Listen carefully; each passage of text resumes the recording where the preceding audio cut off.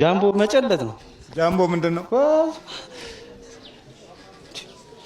ሳታውቀው ቀረ አንተ። እኔ ጃምቦ 40 ጃምቦ እኮ ነው የሚጠጣው እኮ ንቅንቅ የለም። 40 ጃምቦ ነው። ሳቅ ጨዋታ ነው በቃ። ገንዘቡን የሰራውን ባዶ 40 ጃምቦ ሶስት ቀን 4 ቀን ሳይበላ ዛማ ከሆነ ምን ለመሆኑ የሜታ ብራ ነው የትኛው ነው? 40 ጃምቦ የተገኘው ነው እሱ የተገኘው። አረቄም ሲመጣ አረቄ ይጠጣል። ይሉንታ በይሉንታ ይጠጣል። በይሉንታ ያገኘውን ይጠጣል። ጓደኞቹ ይዘውት የመጡትን እንዳለ ይጠጣል። ግን 40 ትቀላለህ። ያው የቀናት ለውጥ ነው እንጂ እኮ ሳይበላ ነው የሚጠጣው እኮ። ከአንዱ ቤት ወደ አንዱ ቤት፣ አንዱ ቤት 10፣ አንዱ ቤት 15፣ አንዱ ቤት 5 እያለ ይዞራል። ቃሊቲን አካለለ ቃሊቲን አካለለ። ምን በማለት በመጠጣት ነው። ትገላለህ። ምን ጠላ ነው 29 ዓመት ወደ ኋላ ሰው ወደፊት ነው የሚሄደው አይደል? እሱ ወደ ኋላ ሰው እንደዚህ ይላል። ወደ ኋላ ወደ ኋላ ነው። እንዴት ነው የወሰድከው? በህይወት ወደ ኋላ በምን ሰው ልጅ እንደዚህ ነው የሚሄደው ፊት ለፊት እድሜ ዘመኑ ወደ ኋላ 29 ዓመት ማለት ነው። ወዴት ወሰድከው? ወደ ኋላ ህይወት ወደ ኋላ ይኬዳል እንደዚህ። እኛ ግን ምንም 5 ሳንቲም የለውም ባዶ። የሰው ፍቅር አለው ይሰራል። ትቀላለህ። አላማ እኮ ነው። ግደል አይደል እንዴ የተባለው? መተቱ ነው ወይስ አብሬ የተወለድከው ዛር ነው ይሄን የምትሰራው? መተት በመሬት ጉዳይ የገባን መተቶች። ጨሌ የትኛው ነው አንተ? ዛሩ አውጣ እስቲ። ተደብቀን 5 ዓመት ሙሉ እናቱ ከመሞቱ በፊት ተደብቀን ነበር። የለም ግን ምንም አይሰራልን እኮ ከወንድሙ ጋር ማባላት ነው። እስቲ አንሳታ ጨለዋን። በዚህ ነው የገባው ማለት እናቱ ላይ ነበርን። ስንወለድ አብረን ገባን እሱ ጋር እናተ ሰይጣንና አጋንንት በዚህ በጨሌ ገባ። ብዙ ነበር። ጎፋ ገብርኤል በነበሩ ሰዓት ወጥተው አቃጠሉ፣ ሰበሩ። እቺ ለምን ቀረች? ግደል ነው እኮ ከወንድሙ ጋር ፋጅ ነው እኮ። አቤልና ቃይል ታውቃለህ አይደል? ማቧቀስ ነው። ደም ነው የምፈልገኝ አይደል? አንድ ቀን ፍቅር የለም እኮ ሰላምታ የለ ከወንድሙ ጋር። ጨሌ ጋር ምን አገናኘው? እንዴት ከጨሌ ጋር ምን አገናኘው? ጠብ ደም ነው የፈለግነው አይደል እንዴ? ይታረር ነበረ። እሱ ሲቀር ከወንድሙ ጋር ማፈነካከት ነው። ደም ነው ደም ነው። የዶሮው ደም በሰው ደም መለወጥ ታዲያ ደም ነው እኮ እንዲፈስ የምንፈልገው አይደል? ዶሮ ታረደ ደሙን መላስ ነው እኛ አይደል? ይሄም ከወንድሙ ጋር ይጣላል። መከባበር የለም። ትገላለህ እንዴ? መከባበር የሚባል ነገር የለም። ሰላምታው ሌላቸው ነው በቃ። አሁን ሰላምታው እንዴ ይላል ይሄም በቃ ሰላምታ ነው እንዴ? እንዴት ነው ይላል ነው በቃ ይላል ነው በቃ። ይሄ ነው ሰላምታው። ሰላምታ እንደዚህ ትገላለህ። እኛ እንዳይኖር የአዳም ህዝብ እንዳይኖር ታዲያስ ነው የለም። ታዲያስ ነው በቃ በጎን ነው የሚታየው ነው በቃ። ታዲያ ሰላምታ ነው እንዴ? ለኛ እንትን ነው ማለት ያው እንዳይስማሙ ነው። እግዚአብሔር ይመስገን ካለ እኮ ይስማማሉ። ትቀላለህ ሲባል ከርቶ ያደማምጣል። ቻው ነው ነው ነው ሲል ነው። በነገሮች ቃልን መለወጥ እንዴት አድርጎ ማለት የማይግባቡበትን ነገር ያኛው እንዲናገር ያደርጋል። ይሄን ከርብተን እናሰማዋለን። ለምን እንደዚህ የሆነ ነው? እቃ መፍጀት ነው። ከርብቶ ማለት ምን ማለት ነው? ማለት ነገሮችን አሁን እግዚአብሔር ይመስገን የሚለውን እግዚአብሔር አይመስገን ለዚህ የምናስደምጠው የምታስደምጠው። አዎ እግዚአብሔር ይመስገን ነው ከተባለ ሰላም እንዳልሆነ መንገድ ነው። እሺ ሰላም ነው ወይ ብላው ምን ትነግረዋል? ምን አባ ነው ምን አባ ከርብተን ነው ምን አባ ነው? ሰላም ነው የለም። ሰላም ነው የለም። ሰላም እንዳይኖር እኮ ነው። ህብረት አለን ገባህ? ጨሌውም እንዳለ ሆኖ መተቱም ህብረት ነው። ጠቅጠቅ ነው በቃ። ጸብ ነው። እኛ ምንድነው ጠቅጠቅ? መጣላት ነዋ። እንጣላለን አብረን ደም ከፈሰሰ በኋላ ዞር እንላለን። ይጸጸታል ግን ካጠፋ በኋላ እኛ እኮ አሁን ጸጸቱ ነው እኮ ይጎዳል። ጎዳ ታዲያ ጴጥሮስ ተጸጽቶ አይደል እንዴ? እግዚአብሔር ይቅር ያለው እኮ ተጸጽቶ ነው። በቃ መጸጸት ነው። ይሄ ያደረገ አይጸጸትም። እባክህ በልክተት ይሄን ፌስታላችሁ ተልበን የውርስ መንፈሶች በተለይም የዚህ የጨሌው መንፈስ ከፍተኛ የሆነ ደባን ይፈጽማል። እሱ አላውቅም። ክተት ምን አውቃለሁ? ያመጣውን ክተት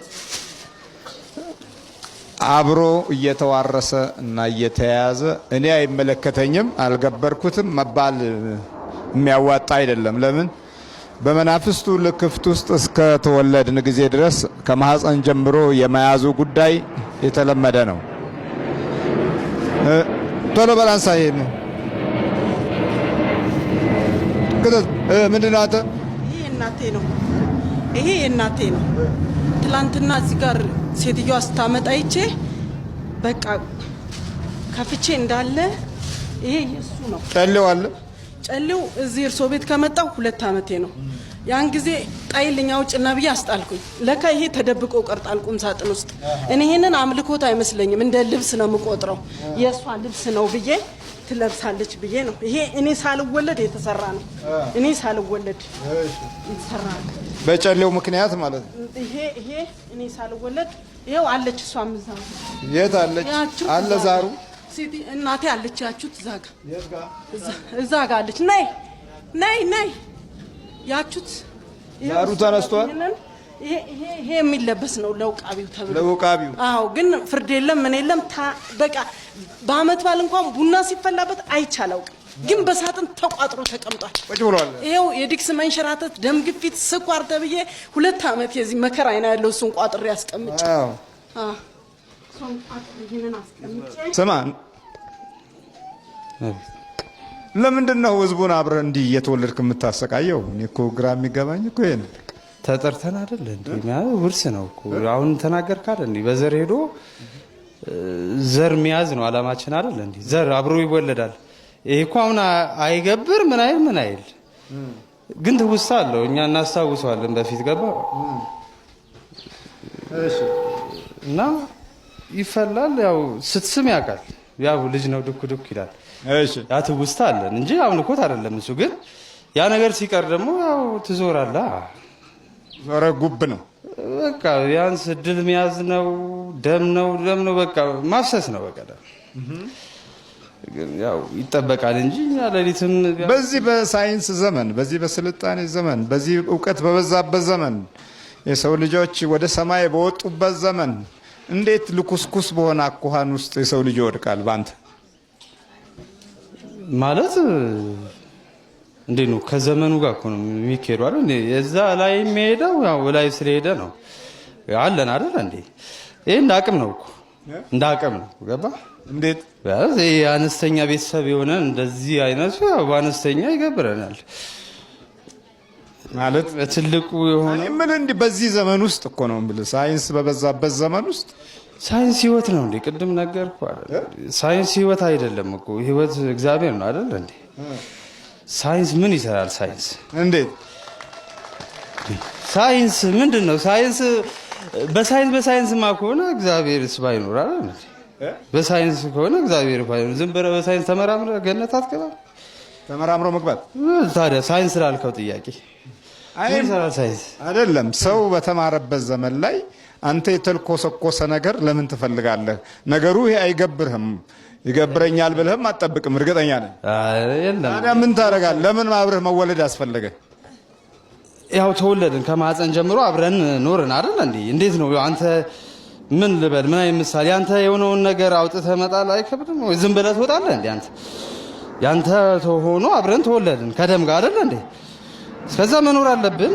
ደግሞ ሰይጣን ሲባል እኮ አንደኛ ህይወት አይደለም ሀብትም ሊሆን አይችልም። ሰይጣን በትክክለኛው ሊሆን አይችልም። ዝም ብለን እንኖራለን።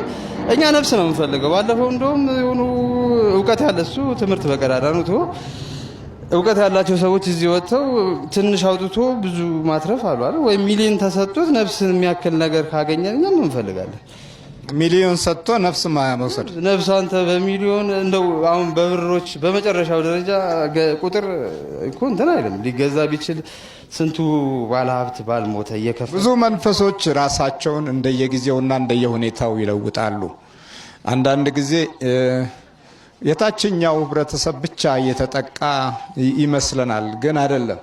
በስነ እውቀት ደረጃ ከፍ ሲሉ አብሮ ስልቱን እየለዋወጠ በዛኛው ከፍታውም ላይ የዲያብሎስ አሰራር አለ። ሚኒስቴር ስለሆነ አይፈራውም፣ ወይም ደግሞ በማዕረጉ ትልቅ ደረጃ ደርሶ ብዙ ሺህ ሰዎችን የሚያስተዳድርና የሚመራ ከሆነም አይፈራውም። በሱ አመራር ችሎታና ጠባይ ልክ መንፈሱ ማጥቃቱን ይቀጥላል።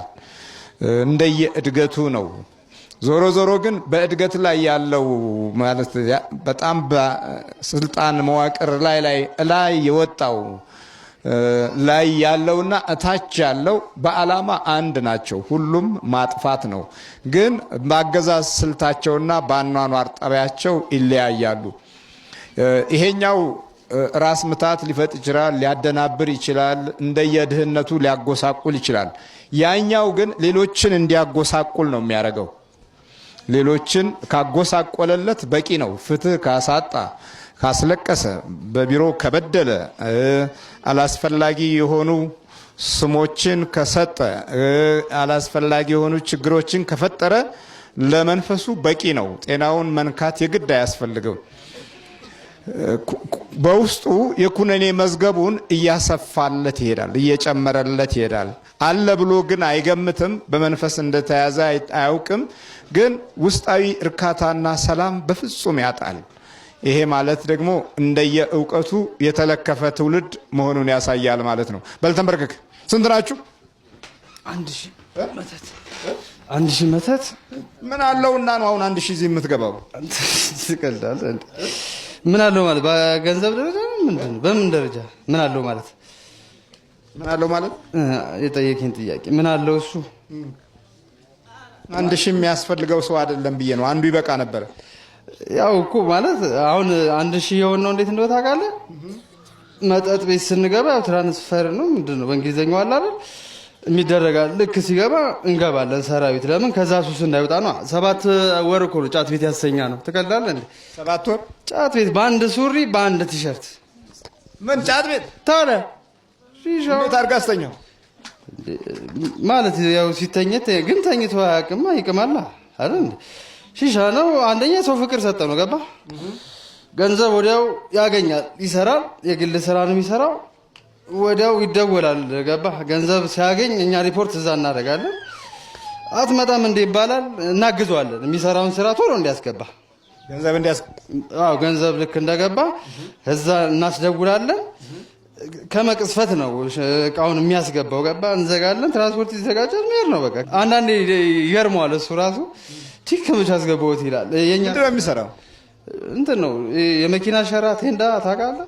እሱን አዲስም ይሰፋል፣ አሮጌም ይጠግናል። ቃሊቲ አካባቢ ብዙ ሰው ያውቀዋል። እባክህ እሺ፣ ወዲያው እናግዟለን።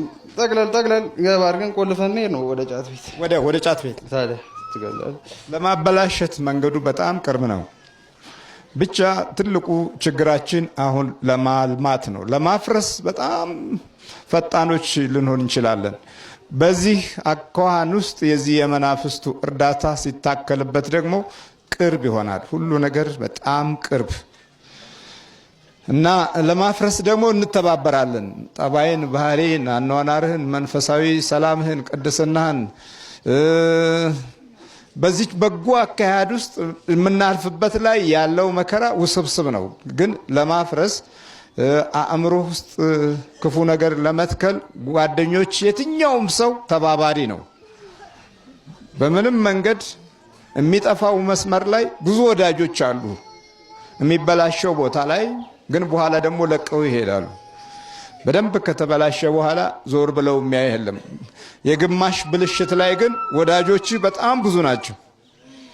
ዋናው ብልሽት ላይ ስትደርስ ያውትን በቃ ባዶ ስትሆን አሁን ለቋል ይላል። እስክትበላሽ ድረስ ይስቅ የነበረው በኋላ እንደገና ፊቱን መለስ አድርጎ ዞሮ ይሄዳል። ይሄ የዚህ የመናፍስቱ ዓለም አኗኗር ጠባይ ነው። በልቧጥ ነው። ስንት ዓመት ነው አሁን ላው ላይ ካላችሁ? 29 ዓመት። ስንት ዓመቱ ነው እሱ? 29 ዓመቱ ነው። አብረ የተወለድከውስ? ማለት የጨሌው 29 ዓመት ነው። ጨሌ ሰይጣን ነው። የጨሌ አጋንንት ነው። ጨሌ ሰይጣን ነው። ሻፈላብጣሽ ቅዱስ መንፈስ በጥምቀት በምናገኘው ልጅነት የሚጠብቀንና የሚዋሃደን ሲሆን እርኩስ መንፈስ ደግሞ ከማህፀን ጀምሮ ከሆነ ደግሞ ፍልሚያው እንዴት እንደሚከፋ ተመልከቱ። ሁሉ ጊዜ የመቅደም ባህሪ ያለው ክፉ ይቀድማል። በተቻለ መጠን ክፉ የመቅደም ችሎታው ሰፊ ነው። እጅግ ለዘመናት ክፉ ይቀድማል። በየትኛውም ቦታ ነው ክፉ የሚቀድመው። በገበያ ብትሄዱ ክፉ ይቀድማል። በድላችሁ ብትሄዱ ክፉ ይቀድማል። በመንፈሳዊ ጉዞ ብትሄዱ ክፉ ይቀድማል። የማይቀድምበት ቦታ የለም።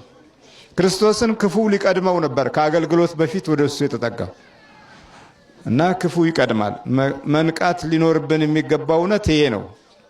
ትግሉ ሁልጊዜ የእግዚአብሔርን ኃይልና ጥበብ በባህሪም ሆነ በአኗኗርህ እንዳይገለጥ ክፉ ይቀድማል። ተዘጋጅ። በኢየሱስ ክርስቶስ ስም፣ በስላሴ ስም፣ በወላዲት አምላክ ስም፣ በቅዱስ ሚካኤል ስም ሁላችንም ወደ ሲኦል እንገባለን። ቶሎ ሰባት ነው። ቶሎ አስባላ